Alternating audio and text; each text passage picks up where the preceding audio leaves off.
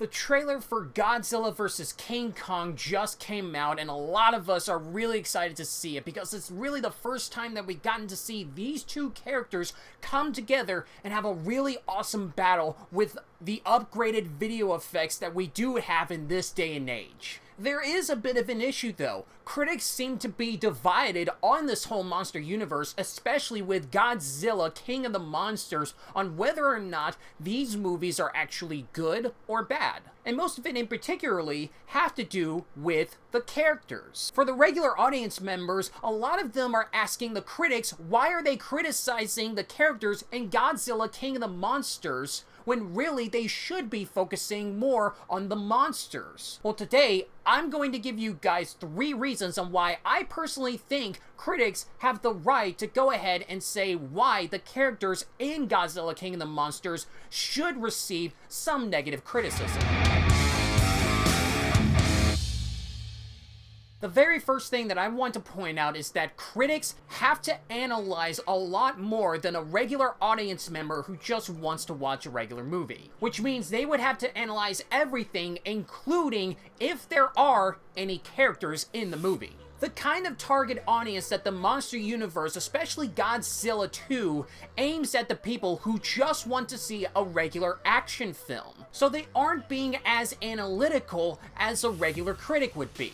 But sometimes critics need to put in this kind of perspective as to whether or not this movie executes it in that correct kind of format. And if a critic does seem to find out if something is wrong within its execution, then they would have the right to speak out on what is wrong inside that movie, and that can be on whether or not the characters are good or bad. And so while all the regular audience members are focusing on Godzilla and fighting against all of the other monsters, the critic needs to see how the characters are doing in here, and if they aren't necessarily doing that good, they need to point them out the next time the Monster Universe franchise does create another movie so that they can learn their lesson on how to create a better character. The next thing that I want to point out is that if there are characters in Godzilla King of the Monsters, is the writing on these characters good or bad? And the critics do actually think that the writing in here for these characters is actually bad. Now, again, this isn't something that a regular audience member who just wants to watch an entertaining movie from time to time would focus on, because all that matters to them is the entertainment value that they're gaining when watching an action film. They focus on the action sequences, how beautifully shot the movie looks, and what familiar actors that they're familiar with in other types of entertainment mediums, and how much they're enjoying their presence inside the movie. For a critic, it doesn't matter how beautifully shot the movie is and how familiar an actor can be. It matters whether or not they contribute any kind of significance to the story. They care more about how logically smart they are, how cleverly written they are, and if there's any point to have them in the film whatsoever. And when you really look in depth about these characters don't really make that many smart choices. They aren't necessarily memorable or have a lot of personality within their character. These characters have made scientific vocabulary their actual characteristics and do a lot of exposition scenes and monologues just so that they can make the movie feel like that it's more serious when really it feels phony. And the choices that these characters make are something that no other regular human being would actually make in their entire life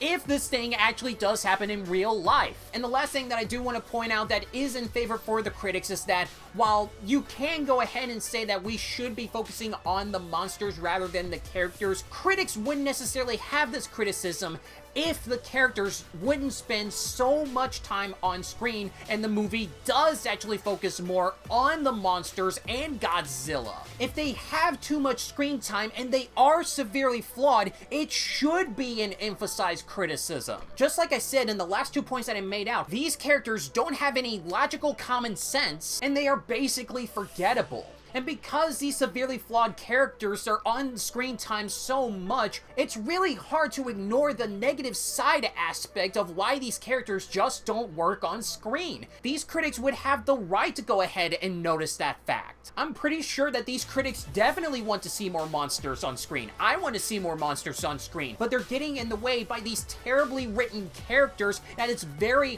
hard to enjoy all of the other entertaining stuff that's in the film.